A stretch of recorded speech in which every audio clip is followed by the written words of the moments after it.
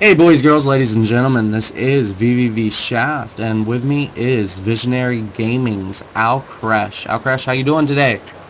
Still doing pretty well. Good, good. We are on part 3 of tonight's episode. Tonight's episode is covering aggression in Zerg vs. Terran based on the Terran's opening. Tonight we've seen some really crazy attacks that most sensible people would say could never work. We've seen it work, and we're in the middle of two best of threes. We're going to be wrapping up in this part. Best of three against Nas D, and a best of three against Black Death. So without further ado, we're going to go ahead and hop into Ohana Ladder Edition.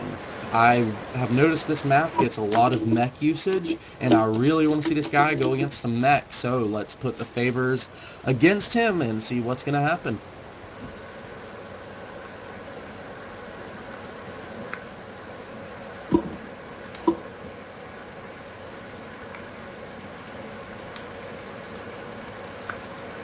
Terran versus Terran. Go, go.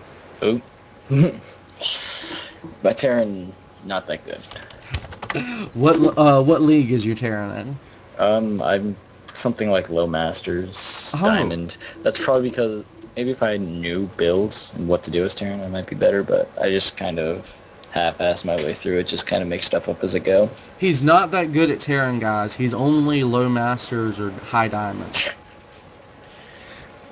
Look at the balls on this guy. Anything below grandmaster, complete trash. I see, I see. I'm joking, guys. I started in bronze. So. How long ago did you start? I got the game on release night and started in bronze then. And for a while, I stopped playing. Then somebody sent me a link to Jinro versus MC, and watching that game, I was like, wow, this looks like a lot of fun again. Yeah. So like last spring, I started playing again. Started from platinum and worked my way up to grandmaster now. So. Dude, I'm so jealous. I actually started in December of 2010 in bronze and have been playing ever since. Yeah, don't what play too hard. So. what is what would you say your secret to success has been? I wasn't afraid to just constantly play. I wasn't like, oh, well, on ladder, I have this many points and I don't want to lose those points. My mindset was, I'm not grandmaster. I got you. Like, once I was master, I was like, oh, well, I'm top of my division, don't want to lose that. And I kind of got past that and just started playing a lot more. Would you you're in high school, right? Yeah, just finishing it up. Would you say that that is a contributing factor? I've seen in interviews you've talked about that. It might be. I'm still fairly young. I'm like not really worried about burning out anytime soon. Also, not having So, to pay bills helps. yeah, that definitely helps a lot. Like I'm not very stressed out in my social life or school life. Just it's very mellow for me, so I don't really have to worry too much. I got you. That's pretty cool, man. I wish more of us could say that. But yeah, we do see one rack. We do see one rack's building a quick wall off. Sorry about the coughing, guys. Allergy season over here. And we've got your 16, 16, 16 going down. Yep. So this is something that a lot of Terrans do. They do a very fast wall off to prevent any scouting. So he might be going for a gas first build right now. Uh-huh. But with some ballsy overlord scouting, stopped all my drones. Whoops. Good job. Thanks. But just being a little bit more pushing in there with my overlord, I can probably see what's going on. Okay. Like, I see that marine popping out, and it's pushing forward, so I can kind of assume he wants to do a little bit of light pressure with it. Okay. Or he's overlord hunting. Sometimes it's hard to say, so I just you. kind of gotta wait Okay. before I make any decisions about what I'm gonna do. Oh, Overlord yeah, he's hunting. overlord hunting. And again, paying close attention to where you're putting your overlord.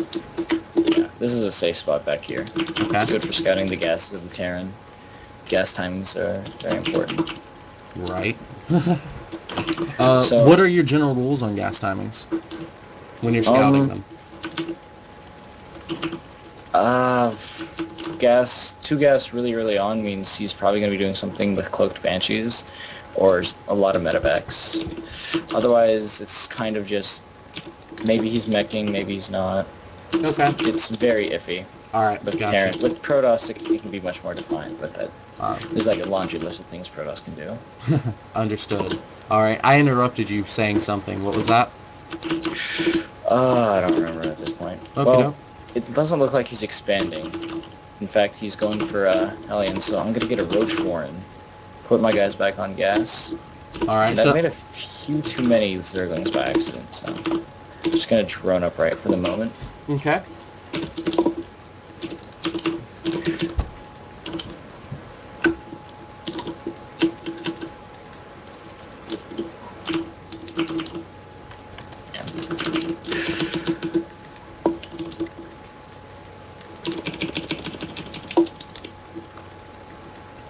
So, similar to last game, this is going to be a very delayed pressure. Okay. I'm going to have a lot more drones than I would if he was doing a one racks expand sort of build. All right. So I'm going to make a bunch of roaches as soon as my overloads pop.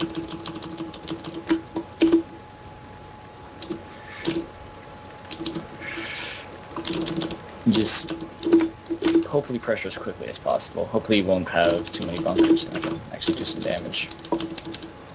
Alright. How many bunkers is too many? Actually, I consider anything past 2, like, just unbreakable. Okay. Like, it takes too long, and SCVs would have to be able to get repair in time, so. Alright. Like, I might commit further past this, but I see he has no bunkers. I see he has 2 racks and a starport on the way, so probably can maybe commit another round of links to this, so. You're sending your overlords out down the left side of the map in a single file line. On this map, like, that's really one of the only safe places for overlords to be. Okay. And that's more for scouting drops rather than pushes. Yeah. You can't really scout pushes without Xel'Nagus on this map. Okay. Yeah. He very greedy play. He forgot. It almost looks like he forgot. So this might actually end up killing him. Okay. Because he didn't have a bunker prepared. Alright. If you don't have a bunker and a full wall off, you just die. Okay. And that's what just happened. Good game, good game. And you did mention at the beginning of this, a lot of time your pressure just kills them. Yeah. Like, definitely not all in. I made 38 drones, so. Okay. I still have the hardest time wrapping my head around that. Just being able to just go, hey, I'm going to go push. Yeah, well, see, I am known for being a really aggressive Zerg player. And I was, like, talking about the style on show and whatnot, or on forums, and everyone's just been beating me up with this whole, oh, you're all in, you're making units, not drones. And I get the idea of oversaturation, so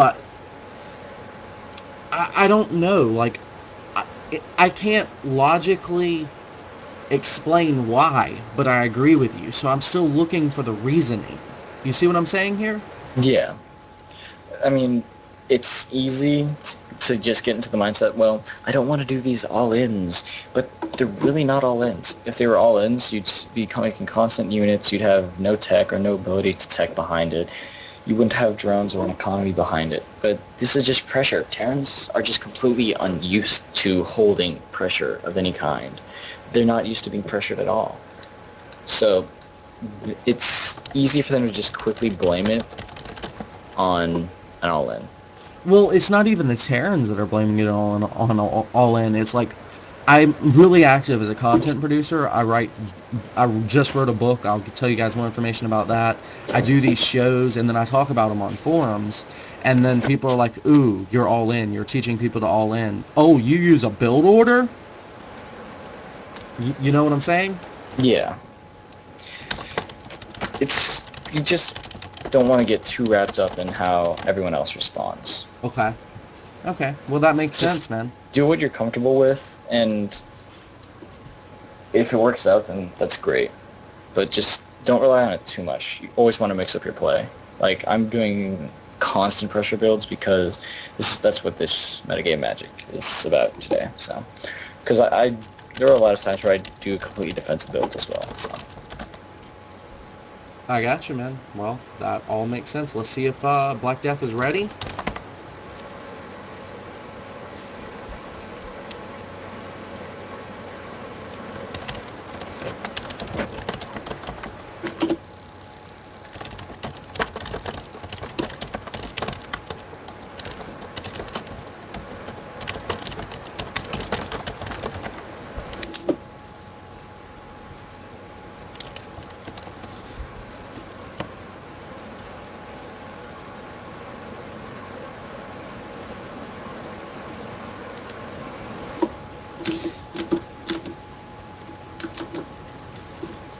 Alrighty, guys, so we are playing on Shakura's Plateau. We've got Black Death, the red Terran, on the top left-hand side of the map. Oops. No, I'm just going to play standard as usual. So. Well, tell them cross positions, because there is MLG Shack. No, it's not how it works for Shakura's. Oh, oops. Whatever, don't worry about it. I'm just going to play standard. I always find out anyways. Okay. Yeah. I went right into casting that, guys. My fault. No worries. So now I'm afraid to talk.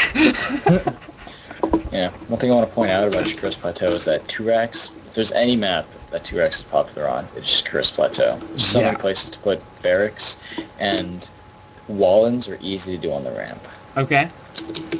And they're actually safe to macro behind, because if you can wall off with just 3 barracks. And it can delay pressure by a long time because you have to wait to kill the racks. And against Ling Baneling, like all-ins, it just basically completely stops them in their tracks. Against Roach Ling, then it takes a long time. It gives you time to make bunkers and prepare. Just be ready for it. Alright, well that's definitely good to know. So with this being said, are you going to mix up your style? This is only game 2 of this best of 3, so you're more than welcome not to feel any pressure to just do one build. I mean... Yeah. Well, I think I'm just going to go ahead and go with it. Alright. This map, I have a little less practice with it. Okay. So I feel I might as well. Good practice for me. Works for me. So I see no gas. I see the bunker at the top of the ramp.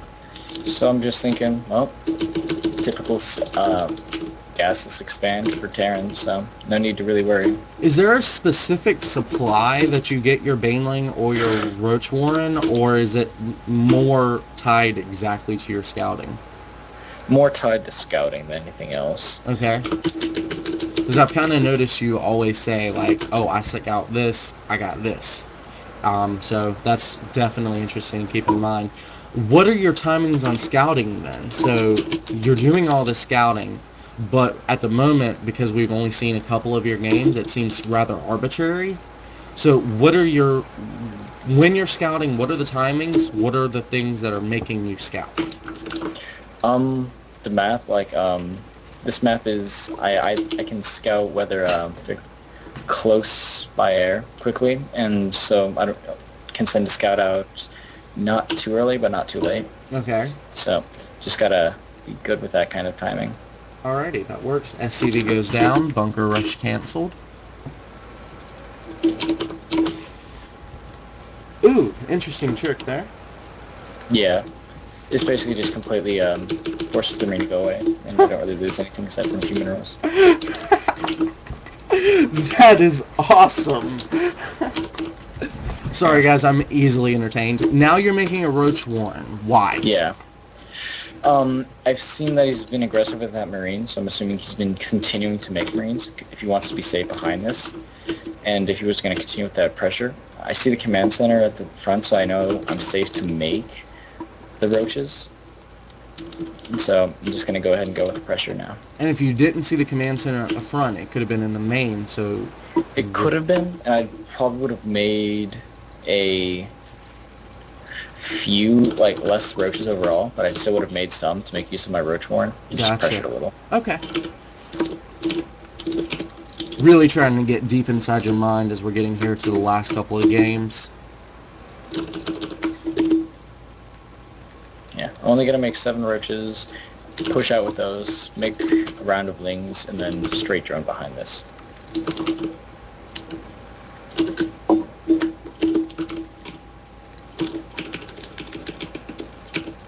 And also at the same time, I'm making sure to send my overlords out, make sure they have a good spread.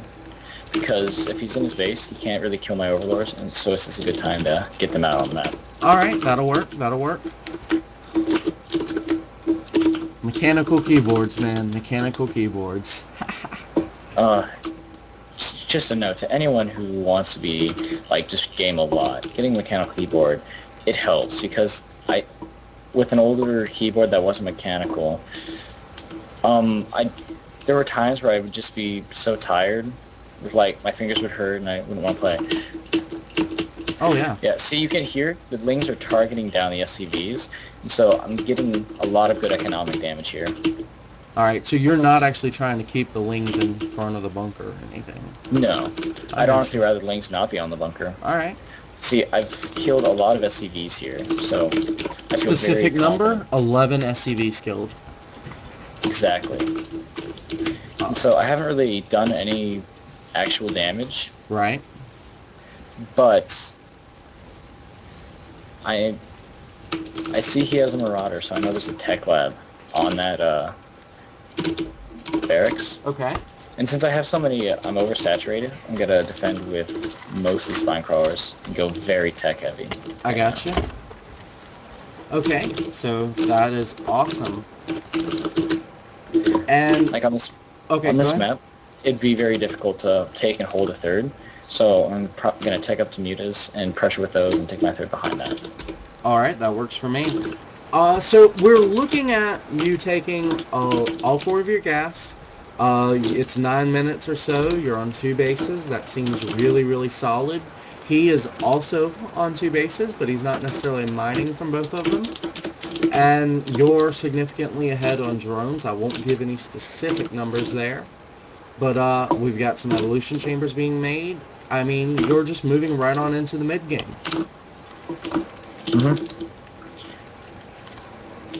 I don't really have much vision, but with these spine crawlers, I feel fairly safe. And I saw a good amount of units, so I'm probably going to start making more lings Okay. right now, just to be sure I'm safe. But I see he has no gases on his main, so I'm still kind of being cautious, but that might just be a byproduct of my pressure early on. I see. So I'm going to get a macro hatch, prepare myself for that mid-game, and then get a spire as soon as this finishes. Sorry guys, been taking a couple of notes for questions I want to ask later.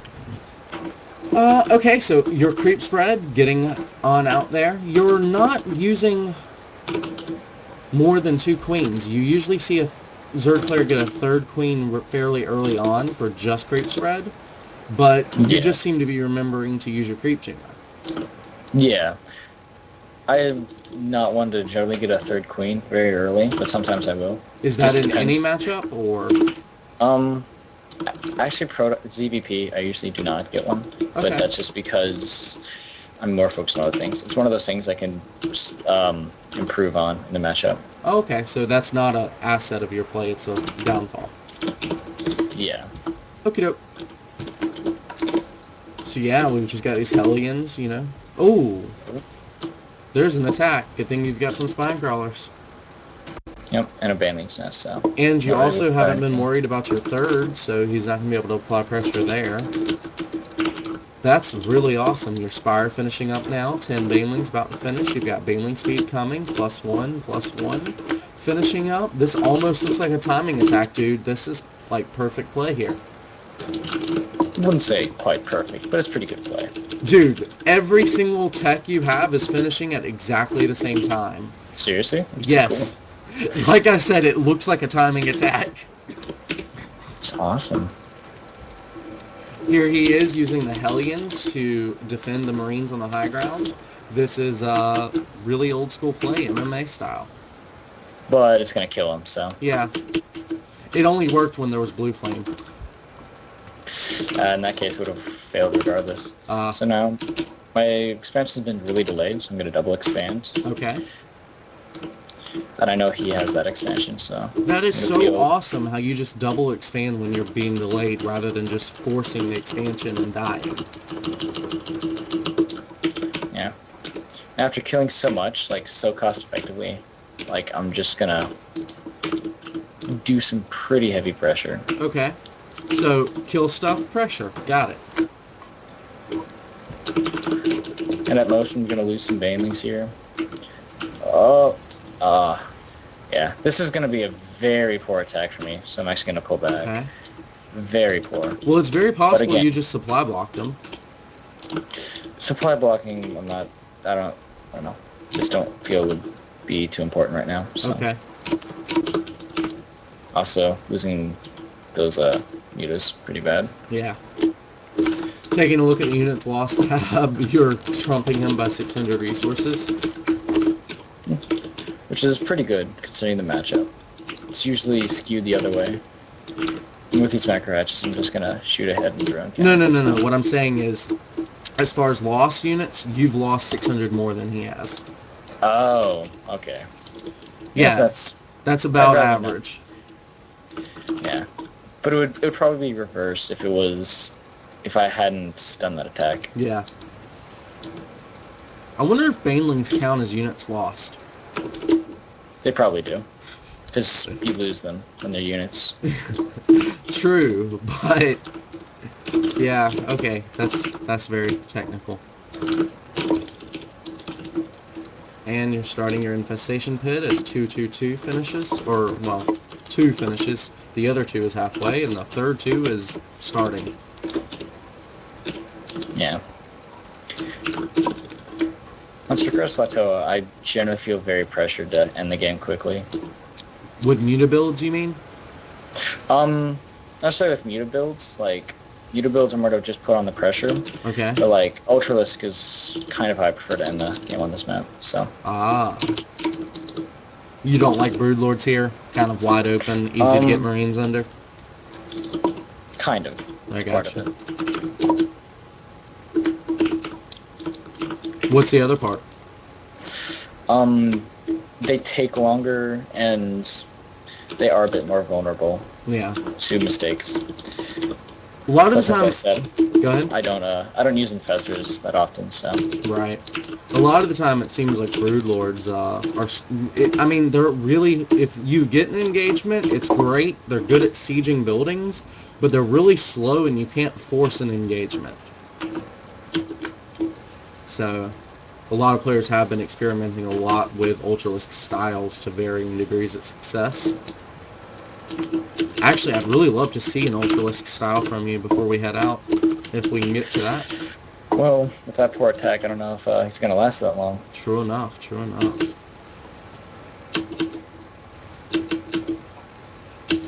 How are we doing on time? Are you in any rush, or? Not right now. Okay. Like, yep. Cool deal. Well, I might see if... Oh, go ahead. He expected all my units to be in my main, and didn't expect anything to be ready for his push out, so... Yeah, he wasn't sieged or anything like that. I am going to see if I can actually find you one more Terran player for a best of 1. And I really want to see this Ultralisk style you're talking about. It's just kind of a standard Ultralisk style. Just honestly, I've not had anyone come on and talk about Ultras, and me personally, I'm not that familiar with it. It's a little bit ahead of, I guess, my awareness of the metagame. Well, Ultras are starting to crop up a lot more. Okay, okay. And just in everyone's style play, like Idra all of a sudden is basically massing Ultralisks in the late game in ZvT. It's kind of funny. I see. Okay, I think we have a go, and then we'll wrap up after this. No need for that final replay. Alright. Yeah. He says now? Question mark? Yup. And waiting on a response.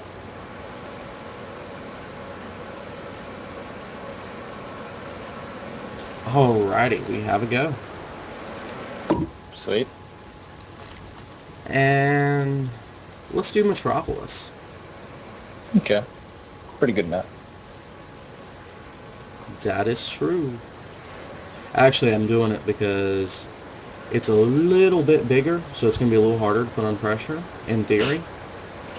In theory. And I figure you have a theory about that theory.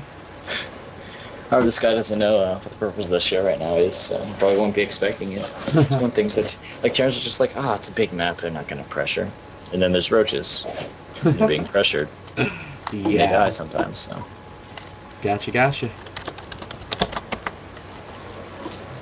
I do want to talk about a little bit of... Oh, sorry, I just hit my mic with my notebook.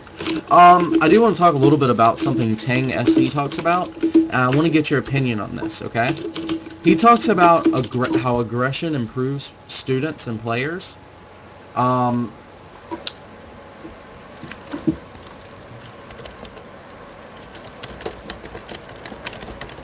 One second, guys. Black Death is saying he's got a GM Terran that can play as well.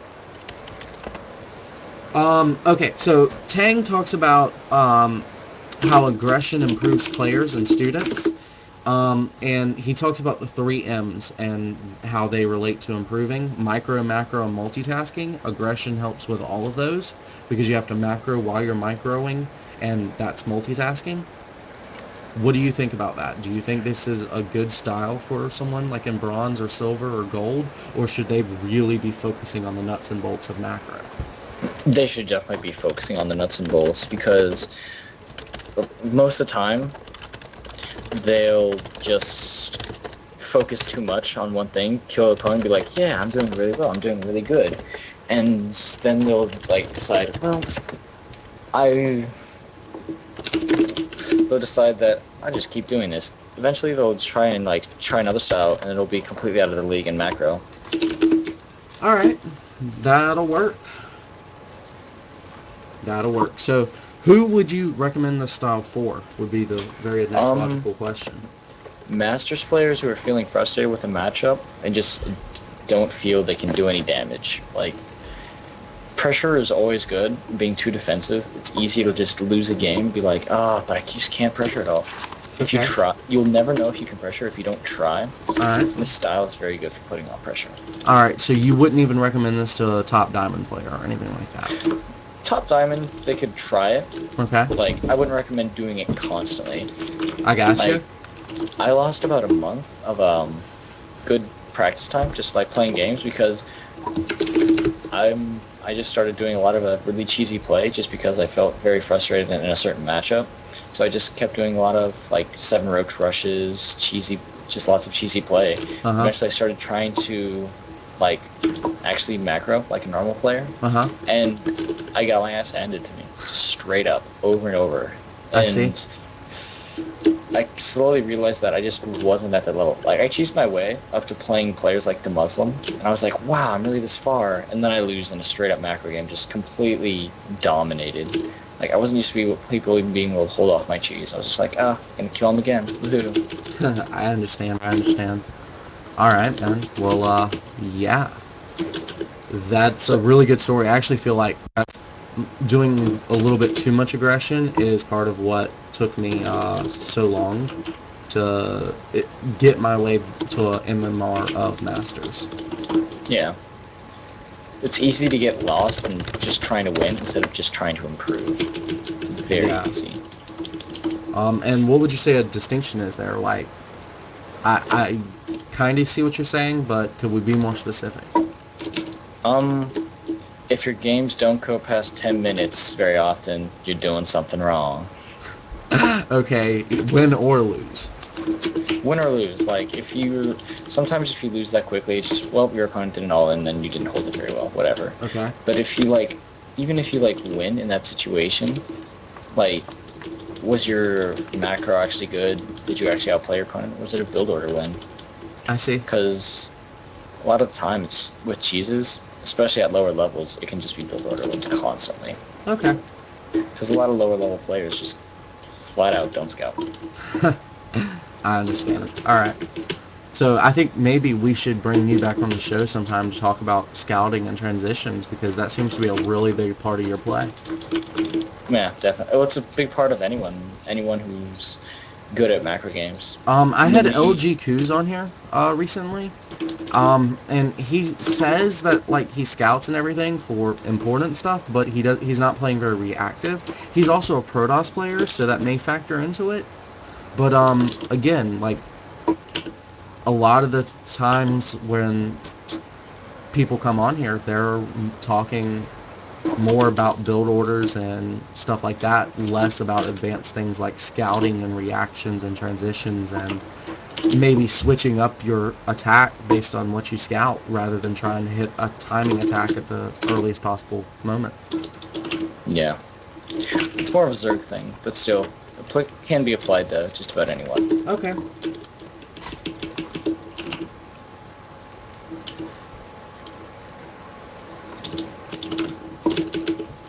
One of the important parts about putting on aggression like this is if you know they have a scout somewhere, find it and like force it out.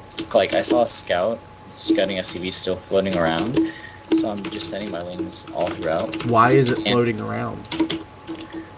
Because it wants to, most of the time it wants to know the timing of that third. Okay. Because if you do like a gaseous expand, like I see he's done, because he has a very fast command center, I know that he's going to be checking for either that really fast third or a like Bailey Nest or Roach Warren. And if I kill that scout, then he will be completely in the dark. Okay.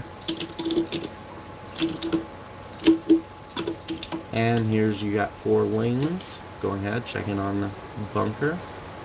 Yeah. If I had waited a little longer before and done a bit better job scouting, I would have likely thrown down a Bailey Nest in this situation rather than a Roach Warren, because he has a lot of Marines and a very forward bunker positioning.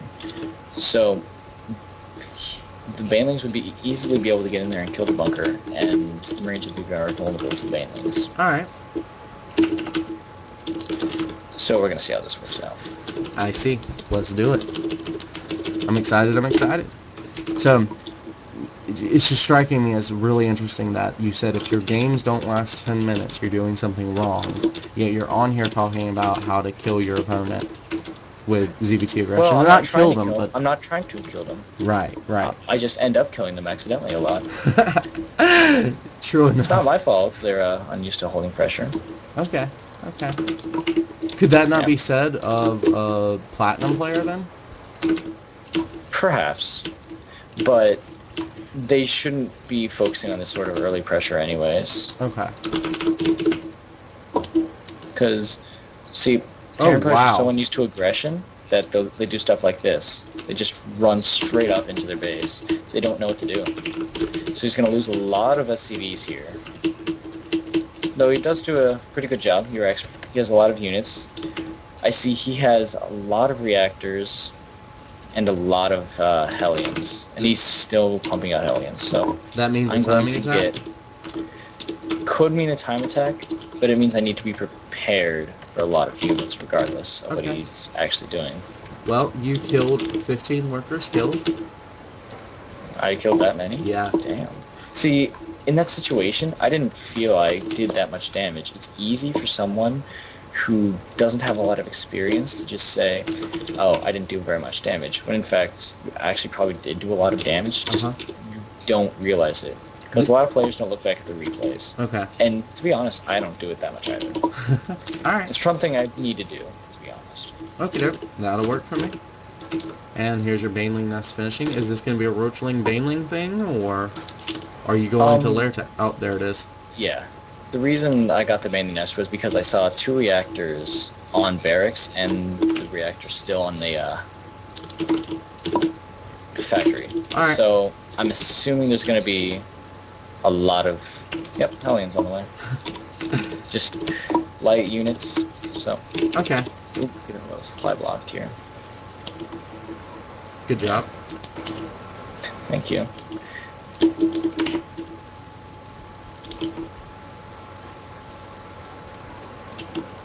And Please walk in, please. Oh, Why do you say please? he's in a good position.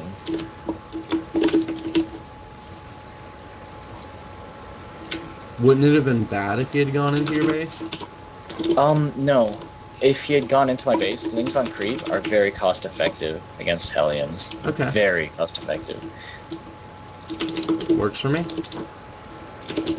And I just feel very comfortable with mutas, so I'm gonna go for those once again. Okay. I really like how you're doing mutas every game. It just seems so outdated. It is. When I do it. When you do it, it works. When you do it, it works. When I do it, it feels stale. So again, I'll take that as a compliment. Again, I'm looking at differences in what you're doing and what I do, or what the normal player does.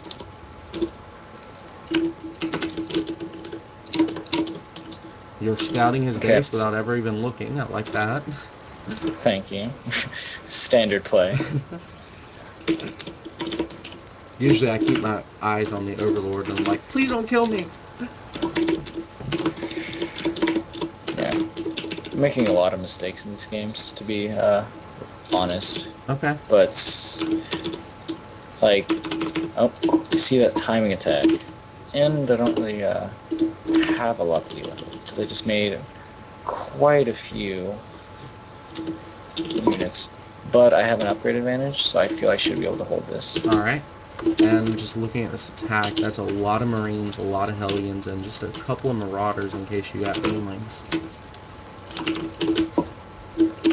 Well, I do have Banelings. It's hard to say whether this attack's going to be successful. Oh, he's doing a drop at the same time. But he's not paying attention, and these Banelings, huge hits. Sweetness. Well, he is doing a lot of damage in the main. We'll go ahead, rallying units out. You've got some Mutalisks on the way as well. And this should clean that up very nicely.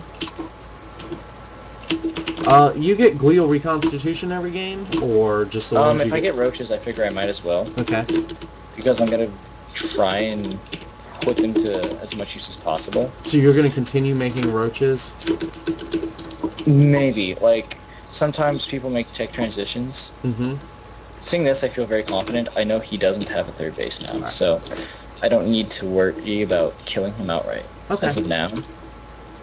Well, usually what I'm saying is, most of the time when you see roaches, it's just to get up a third. Even when Nerchio does it, that's all he does, and then he stops making roaches unless he's, because then he's starting to get broodlords. But you seem to always be making a group of like 6 roaches at a time, and you keep about 12 of them at a general moment. So my question is, where's the logic there? Yeah. They're just good for providing damage, and the way I play, like, my drop defense is a bit subpar, but roaches are very good at drop defense. They're not good at taking on a big Terran army. They're good at, like, holding off little drop play. So when you said earlier you feel very confident in defending drops even before you get Mutalisks out, that's a big part of it then. Yeah. Okay then. There's your reason to use roaches, guys. Plus a little bit of variance in your army always helps. Okay. Okay. It does make it harder to control, though. I notice you have 3 control groups of units. Yeah. I generally go up to like 4 by the end of the game, so. Yeah, I have 5 that I dedicate solely to units, but I've seen a lot of pro players who just use 1 or 2, and I've kind of begun to wonder maybe I was a little too dependent on my hotkeys, my 1A, my 2A. Yeah. Anyways, seeing those medevacs out there, I'm kind of expecting a push. Okay. I'm supply blocked, so not necessarily a good position to be in. Gotcha. Well, while we're waiting for this push, I have a quick question about your queens. You keep all your queens on different keys? Mm-hmm. And then all your hatcheries on 1 key. Any logic there? No, just like a personal preference. Like Zerg players, there's 2 schools generally to macro. Oh, Battle. I got excited for nothing. It's pretty over. Okay, you were saying? But yeah, it generally comes down to like whatever the Zerg player. Like a lot of Zerg players, they prefer to have everything on different hotkeys, while a lot of players like the Queen's on the same hotkey, and all Overlords, not Overlords, hatcheries on the same hotkey. So just stylistic differences between players. Okay, so but you don't use backspace method or anything like that? No. Okay. I just cycle between three. Alright. That also kind of explains why you don't make a lot of queens. Yeah. It's weird how little things like this really affect your play in big ways like that. And he does finally have a third base, but he's lost a lot of units, though you're floating quite a bit. Yeah, that's because I'm about to transition into Ultralisks. So yes. That's my reasoning. Otherwise, I'd be spending that on Lings and Mutalisks and be doing more pressure. I feel like a giddy little schoolgirl. I get to see my Ultralisks. Yeah. And was that intentional, or did it just work out? Getting Ultralisks? Uh-huh. Well, I mean, did you do it just because I asked, or is it just the no, latest I games? usually go Ultralisks. Okay. I feel very comfortable with them. Sometimes I do prefer not and to go for the Breedlord instead. There are games where I actually just stick Ling Bling all game. Okay. And that's just not to keep very mobile. And even if he's got, like, you know, a lot of tanks and a lot of Marines and a lot of bases, that's not going to get cost ineffective? Well, that's part of the thing. You keep very aggressive, so he never gets a lot of tanks and a lot of Marines. Okay. That's one of the main reasons you one of the goals of the tactic. Okay. And what if he's got, like, Thors and stuff? Can you still be aggressive? What if he has what? Oh, Thors? Uh-huh. You can't be nearly as aggressive, but you can usually get around it in some way. Okay. Wow. You've got so much to talk about in so little time. Alrighty, so here are the Ultras. 2-2-2. And here comes the attack as your 3-3 and chitinous plating timing attack finishes, because... I'm attacking a bit before I should, but I don't really mind that much. I got you. Still, I still have an upgrade advantage, so yeah. I still feel fine attacking into this. This should be game. Should be. So you don't feel like Ultralisks are herp-derpalisks like their reputation? No, Okay. definitely not. I've always been a huge fan of Ultralisks, even when they were incredibly unpopular. Any tips on controlling them? Because that's one of the big things people... One of the, only real things that you need to worry about is having them at the front of your army when you're engaging with Ultraling, Baneling. Okay. That's one of the few things you have to have in an engagement, because that's one of the main purposes of an Ultralisk. Alrighty. And should you, like, wrap your lings, or, like, should you be hitting with your lings from a different angle, or just bring them in from behind? Hitting from a different angle, always a good thing. It's never bad to flank. Okay. A lot of the time, it's not possible to set that up in time, so if not, just have the lings come in behind the Ultralisks. And you, have, like, Ultras on one key, lings on another, and banelings on a third, or... are you one of the players who do ling and baneling on one key with banelings on a third? Actually, a lot of the time I'll just keep them all in one key and just select the Ultralisk from the group by control clicking or double clicking. Okay. Gotcha. Depends on the situation. Gotcha. Okay. So, again, how are we doing on time? Because we have one more dude who wants to get on here and play you. This guy's actually in GM. QG Blood? I don't know. I think so. Because at Black Death asked me if I wanted to get him on, so... Okay, yeah, that would be the guy. Sure, because Blood's a pretty good player, so... Alrighty. In that case, guys, we're going to take a 2-minute break while I get this guy on. We'll get a map selected. We're going to be moving on to Part 4 of Metagame Magic. This is the first time we've ever done a Part 4. You guys get a little bit of a bonus tonight. Hope you're having fun. Be back soon.